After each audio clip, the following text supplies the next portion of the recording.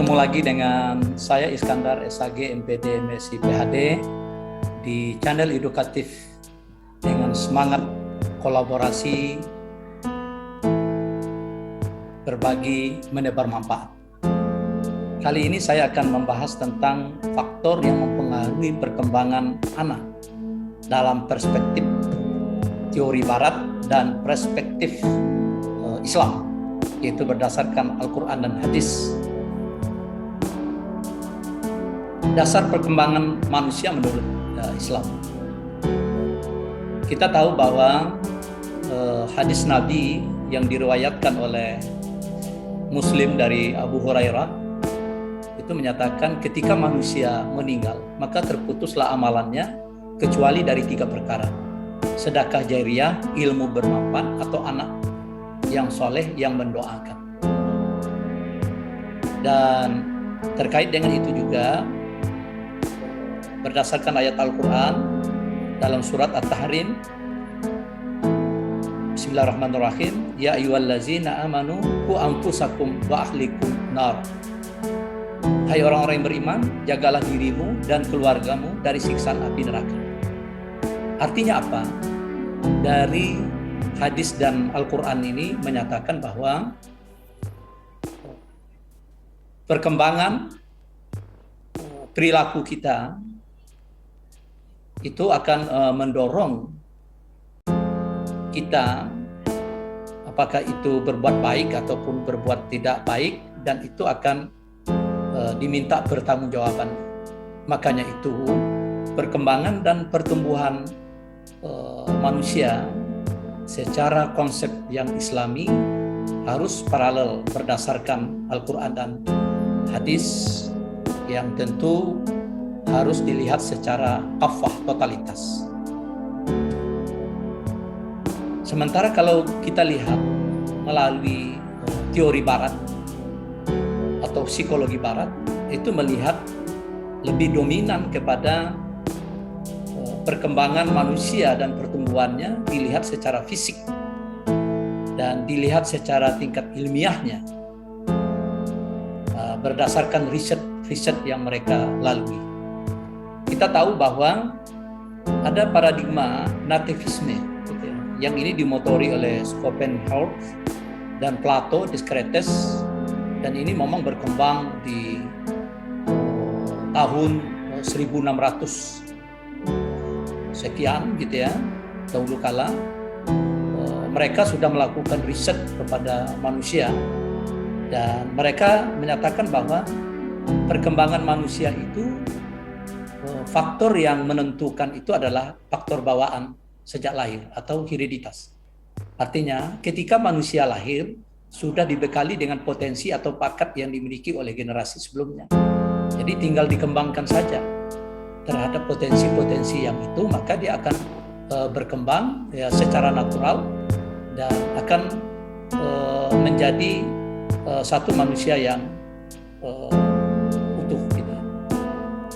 Sementara pada tahun 1800 sampai ke awal 1900 gitu ya, maka antitesa dari golongan nativisme itu muncul gitu ya. Ini dari John Locke ya, dari ilmuwan Inggris, itu menyatakan bahwa ternyata perkembangan seseorang itu lebih besar dipengaruhi oleh lingkungan, nurture, atau golongan ini banyak dipengaruhi oleh filsafat empiris. Jadi memang lingkungan itu yang besar mempengaruhi perilaku seseorang dan hingga tumbuh berkembang dari semenjak lahir sampai kepada dewasa. Itu lingkungan memain peran yang sangat penting untuk dilakukan perkembangan. Nah, sementara di tahun juga 1919 gitu ya, muncul lagi gitu ya, para pakar itu dengan teori konvergensi gitu ya. William Strauss ini adalah juga ilmuwan Jerman gitu ya, yang menyatakan bahwa perkembangan itu seseorang itu dipengaruhi oleh dua gitu ya. Ini jalan menurut dia menyatukan antara nativisme dengan empirisme. bahwa bawaan dan sekaligus lingkungan itu mempengaruhi terhadap perkembangan perilaku dan perkembangan fisik dari seseorang. Jadi perpaduan dua ini itu mutlak gitu ya untuk perkembangan manusia, untuk mengaruhi kehidupan dunia ini. Nah, dan teori ini secara psikologi sampai hari ini masih dikembangkan, dipakai. Nah, namun ketika kita melihat secara pandangan Islam, secara psikologi Islam, ada yang berbeda, gitu. Ada yang berbeda, dan itu sangat signifikan perbedaan. Ilmu pengetahuan, gitu ya, dengan menggunakan akal pikiran itu merupakan otoritas manusia, dan itu juga menjadi manusia itu menjadi makhluk yang mulia dikarenakan dia adalah makhluk yang berpikir. Nah, jadi pikiran-pikiran dari teori-teori Barat itu saya kira tidak ditidakkan oleh konsep Islam, gitu kan. Afala taqilun, afala tatafakkarun. Jadi itu sudah menjadi landasan, tetapi tidak berhenti di situ. Maka Islam memandang manusia itu harus dilihat secara kafah, secara totalitas, baik secara fisik maupun fisikisnya, non fisiknya. Ya, dapat dibedakan itu antara al-jismiyah, al-nafsiyah, al-ruhaniyah. Nah, dan ini akan mempengaruhi kehidupan manusia itu. Maka di dalam Islam itu terhadap pendapat Barat yang menyatakan bawaan hereditas, itu iya. Dan Nabi sudah menyatakan dari semenjak sebelum pernikahan, gitu ya, sebelum terjadi proses lahir anak, itu sudah diarahkan, gitu ya, untuk mencari pasangan yang dilihat dari agamanya, dilihat dari hartanya, dan dilihat dari keturunan keluarganya, ya, dan bahkan dari kecantikan. Itu menjadi salah satu barometer untuk memulai kehidupan, untuk mencari keturunan untuk anak. Dan itu diyakini bahwa akan mempengaruhi perkembangan anak, mulai dari dalam kandungan sampai kepada dewasa. Yang kedua, itu faktor lingkungan.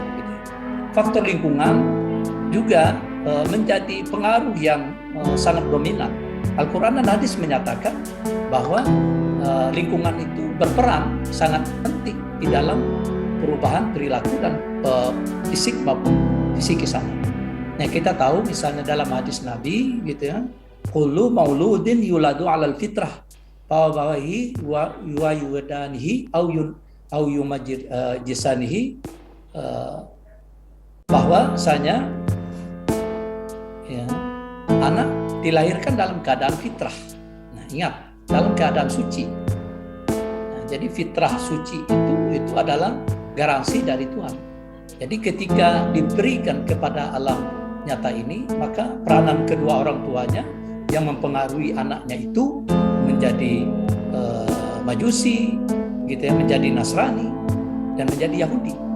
Nah, ini kan lingkungan, gitu ya, yang bisa mempengaruhi. Makanya itu dari pendidikan anak itu harus selaras dengan apa yang dinyatakan oleh Islam, Al-Quran dan hadis, gitu ya.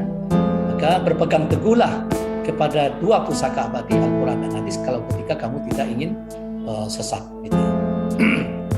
Dan yang ketiga, ini yang tidak dimiliki oleh ilmuwan-ilmuwan Barat, gitu ya. Mereka lupa, gitu ya, bahwa mereka anggap kehidupan manusia itu hanya dilihat secara fisik saja.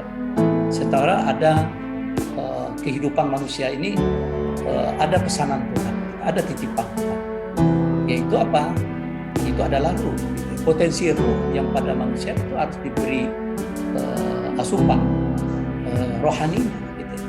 Dan itu tidak bisa diabaikan.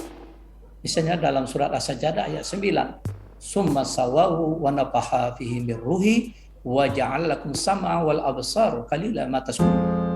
Kemudian aku sempurnakan kejadian manusia, aku tiupkan ruh, aku beri pendengaran, aku beri penglihatan, dan aku beri hati. Tapi sedikit sekali yang bersyukur. Nah, jadi ini akan menjadi satu domain yang mestinya menjadi perhatian jika kita ingin menjadi manusia yang kafah, manusia yang total, yang tidak gitu ya menidakkan peran ketuhanan, takdir gitu ya, takdir Tuhan itu nyata gitu ya, dan itu tidak bisa diabaikan untuk kemaslahatan. Nah, maka dalam kehidupan manusia itu di dalam alam dunia ini, ketika dia pertama dilahirkan, maka peran keluarganya, orang tuanya, adik kakaknya, ya sanak saudaranya, ini akan mempengaruhi ya, terhadap perkembangan pertumbuhan anak-anak, terutama yang prasekolah. Apalagi yang setelah sekolah itu lingkungannya akan lebih besar lagi, lingkungan sosial, lingkungan psikologis, bahkan yang sekarang ini trennya adalah lingkungan teknologi.